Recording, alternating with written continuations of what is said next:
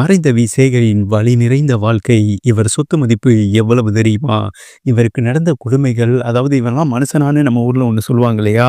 அந்த மாதாங்க வடிவேல் வந்துட்டு இவரோட முதுகலையும், இவருக்கு ஒரு மிகப்பெரிய துரோகமும் பண்ணிட்டார் என்றே சொல்லாங்க.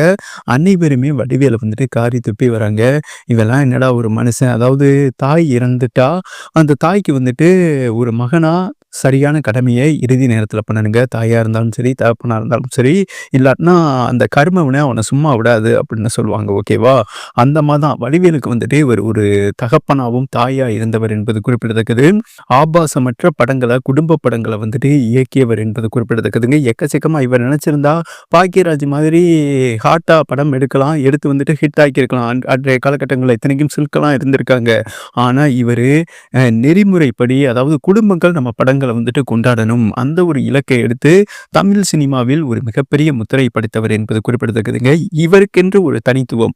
என்னைக்கு நம்ம தனித்துவமா ஒரு ரூட்ல போறோமோ, அன்னைக்கு தாங்க நம்ம லைஃப்ல ஜெயிக்க முடியும். மக்கள் மத்தியில் வந்துட்டு தனியா தெரிவோம் என்றே சொல்லலாம். ஓகே, இந்த சூழல்ல இவர் பாருங்க, இவருடைய ஏஜ் 73. ஆனா ஒரு நல்ல படம் எடுக்கணும், நம்ம இயக்கணும் அப்படின்னு சொல்லிட்டு இவரோட ஆரம்ப கெரியர் பார்த்தீங்கன்னா, ஏழையா தான் இருந்தாங்க. அதுக்கப்புறம் மிடில்ல இவர் படம் பூரா டாப் ஹிட்டுக்கு மிடில்ல வந்துட்டு கோடிகள்ல வந்துட்டு நெருங்கினாரு. ஏன்னா அப்பலாம் வந்துட்டு சம்பளம் கம்மி இல்லையா? இப்பதான் ஒரு படம் எடுத்தாங்கன்னா மினிமம் வந்துட்டு சம்பாரிச்சுட்டு போயிடுறாங்க 100 கோடி. ஆனா அப்பலாம் வந்துட்டு ஒரு 20,00,000 பார்க்குறதே மிகப்பெரிய கடினமே. ஏன்னா அன்றைய காலகட்ட எக்னாமி அந்த மாரி இருந்தது என்பது குறிப்பிடத்தக்கதுங்க. இவர் வந்துட்டு பார்த்தீங்கன்னா, பாக்கியராஜ் இவர விட சின்ன வயசு தாங்க. அவர்கிட்டயே வந்துட்டு அசிஸ்டன்ட் உதவி இயக்குனரா இருந்திருக்காரு என்பது குறிப்பிடத்தக்கது. ஓகே, இவரோட வாழ்க்கையில ஒரு மிகப்பெரிய திருப்புமுனை எங்கே ஏற்பட்டதுன்னா, அத நம்ம வந்துட்டு பார்க்கலாம். இந்த நேரத்தில் இந்த வீடியோவை பார்த்துக் கொண்டிருக்கும் நண்பர்கள் அனைவருமே லைக் பண்ணிட்டு தொடருங்க. ஓகே, நீங்க குடுக்குற ஒவ்வொரு லைக்கும் ஒரு மிகப்பெரிய சப்போர்ட்டா இருக்குங்க. இயக்குனர் வி. சேகர் வந்துட்டு நவம்பர் 14 உடல்நலக் குறைவால் வந்துட்டு சென்னையில் காலமானாருங்க. 10 நாள் வந்துட்டு தீவிர சிகிச்சை பிரிவில் மருத்துவமனையில இருந்தாரு. 73 வயதில் வந்துட்டு இறைவனை சேர்ந்தார் என்பது குறிப்பிடத்தக்கது. அவரோட ஆன்மா வந்துட்டு சாந்தி அடையட்டும். நாம் அனைவருமே அவருக்காக வந்துட்டு பிரார்த்தனை பண்ணிக்கிறோம். ஓகே, இவரோட முதல் படம் நீங்களும் ஹீரோ தான் 1990ல. அதுக்கப்புறம் பிரபல படங்கள் பொண்டாட்டி சொன்னா கேட்கணும், விரலுக்கேத்த வீக்கம், வரவு எட்டனா செலவு பத்தனா, காலம் மாறிப்போச்சு, கூடி வாழ்ந்தால் கோடி நன்மை, இப்படி ஆபாசமற்ற குடும்பத்துடன் பார்க்கக்கூடிய ஜனரஞ்சக படங்களை இயக்கியதால் மக்கள் இவரை மக்கள் இயக்குனர், குடும்ப இயக்குனர் என்று அழைத்தார்கள் என்றே சொல்லலாம். நகைச்சுவை கூட்டணி இவர் படத்துல வந்துட்டு காமெடிக்கு பஞ்சமே இருக்காது என்றே சொல்லாங்க. இத்தனைக்கும் அதாவது எதிரும் புதிருமா இருக்கிற காமெடி நடிகர்களை ஒன்னா இணைத்து நடிக்க வச்சிருவாரு. அதாவது செந்தில், கவுண்டமணி, வடிவேலு, விவேக் வடிவேல வந்துட்டு 2 பேரையும் ஒண்ணா நடிக்க வச்சிருக்காரு. கவுண்டமணி, செந்தில், வடிவேல் இவங்க 3 பேரையும் ஒண்ணா நடிக்க வச்சிருக்காரு.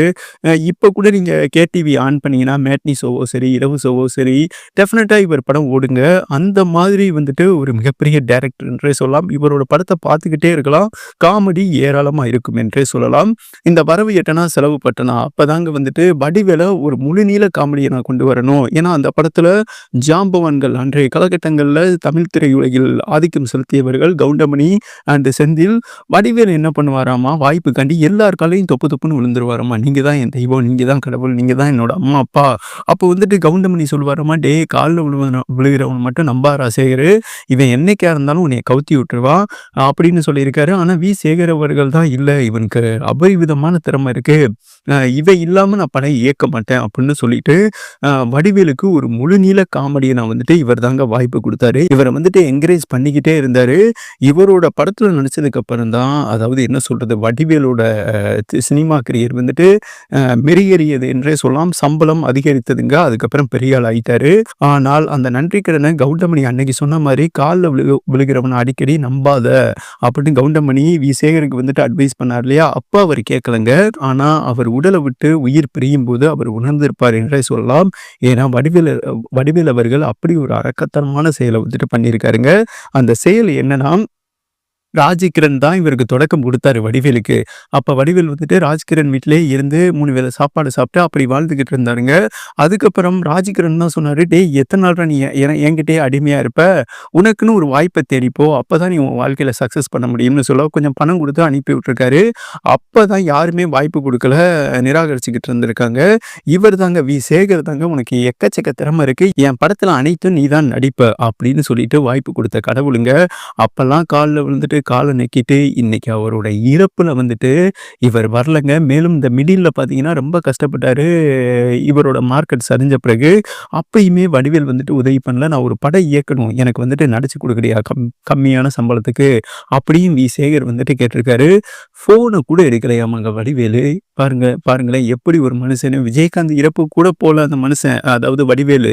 இந்த மாதிரி ஒரு மோசமான பிஹேவியர் வந்துட்டு வடிவேலுக்கு இருக்குங்க. அதான் வடிவேல வந்துட்டு திரையுலகினர்கள் வந்து கொட்டி தீர்த்து வருகிறார்கள் என்றே சொல்லலாம். இவன்லாம் வந்துட்டு உருப்படவே மாட்டான். சீக்கிரம் அழிஞ்சு போயிருவான். அந்த மாதிரி. ஏன்னா உருவாக்குன கடவுளையே பார்த்தீங்கன்னா தூக்கி எறிஞ்சிட்டாரு. தன் இறுதி ஊர்வலத்துல, இறுதி சடங்குல ஒரு மனுஷன் இறந்துட்டானா, அவன் சாமிக்கு நிகரானவன்னு சொல்லுவாங்க. உன்ன உருவாக்கிய சேகர் கடவுள் அவருக்கு வந்துட்டு ஒரு இறுதி அஞ்சலி செலுத்தணும் இல்லையா? இறுதி ஊர்வலத்துல கலந்துக்கிறணும் இல்லையா?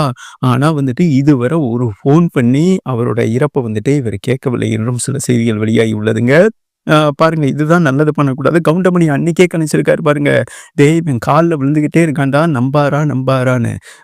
பட் இன்னைக்கு சேகர் இறந்த பிறகு அதை உணர்ந்திருப்பார் என்பது குறிப்பிடத்தக்கது. ஆனா வடிவேல உருவாக்கியவர் அவருக்கு வந்துட்டு ஒரு இறுதி அஞ்சலி வடிவேல் அவர்கள் செலுத்தியிருக்கணும். அததான் திரையுலகினர்கள் வந்துட்டு என்னையா இப்படி ஒரு அரக்கத்தனமான மனுஷனா இருக்கானேன்னு வலைதளங்கள்ல பேசி வராங்க என்பது குறிப்பிடத்தக்கது நண்பர்களே. அந்த வடிவேலோட பாடி லாங்குவேஜ் தானே ஹிட்டு. அந்த பாடி லாங்குவேஜ நடிக்க சொல்லிக் குடுத்தவரே வந்துட்டு சேகர் தாங்க. அப்படி ஒரு மனிதனோட இறுதி ஊர்வலத்துக்கு வந்துட்டு இவர் வராதது வருத்தம் அளிக்கிறது என்றே சொல்லலாம். திரை உலக மத்தியில்.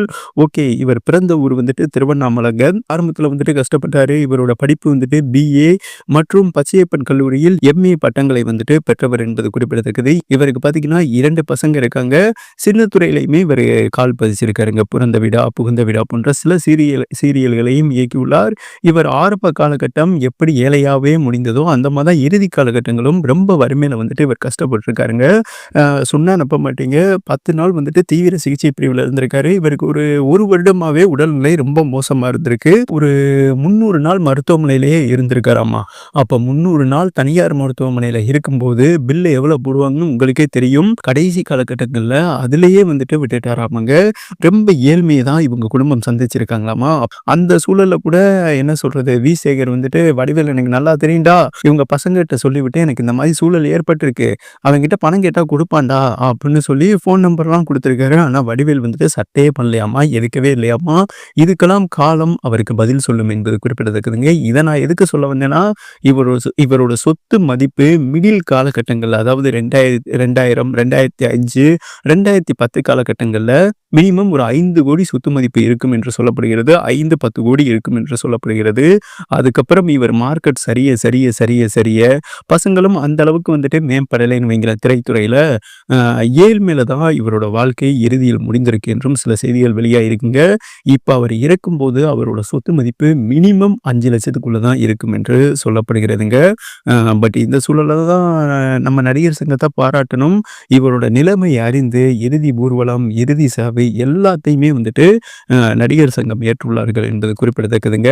ஆனா இந்த மனிதனுக்கு வந்துட்டு வடிவேல் பச்சை துரோகம் செய்து விட்டார் என்றே சொல்லலாம். உருவாக்கிய கடவுளை வந்துட்டு மதிக்கணுங்க. ஆனா மிதிச்சிருக்காரு. அதுக்கெல்லாம் ஒரு நாள், அதாவது அந்த காலம் வந்துட்டு அவருக்கு பதில் சொல்லும் என்றே சொல்லலாம். வடிவேலோட இந்த மோசமான பிஹேவியர் பற்றியும் ஒரு நல்ல மனிதனுங்க, அதாவது குடும்ப திரைப்படங்களை வந்துட்டு எடுத்தவர். இன்ன வர KTVயா இருந்தாலும் சன் டிவியா இருந்தாலும் சரி, இவர் படம் ஓடிக்கிட்டே இருக்கும் ஏதாவது ஒரு ஷோல. ஓகே, 6 மணி ஷோ, 1 மணி ஷோ, அப்படி அந்த மாதிரி ஒரு நல்ல படங்களை திரும்ப திரும்ப திரும்ப திரும்ப பார்க்குற மாதிரி எடுத்தவரோட ஆன்மா வந்துட்டு நல்லபடியாக சாந்தி அடைய வேண்டும். சாந்தி அடையுங்க. ஏன்னா கூட்டத்தை பார்த்தீங்கன்னா நீங்களே பிரமிச்சு போயிருப்பீங்க. விஜயகாந்துக்கு வந்த கூட்டத்தில் ஒரு பாதி கூட்டம் வந்துட்டு வந்தது என்றே சொல்லலாம். அதற்கு காரணம் அந்த மாதிரி படங்களை வந்துட்டு இயக்கியவர் என்பது குறிப்பிடத்தக்கதுங்க. சேகரோட ஆன்மா நல்லபடியாக சாந்தி அடைய வேண்டும். நாம் அனைவருமே அவருக்காக ஒரு நிமிடம் பிரார்த்தனை செய்து கொள்வோம். நன்றி.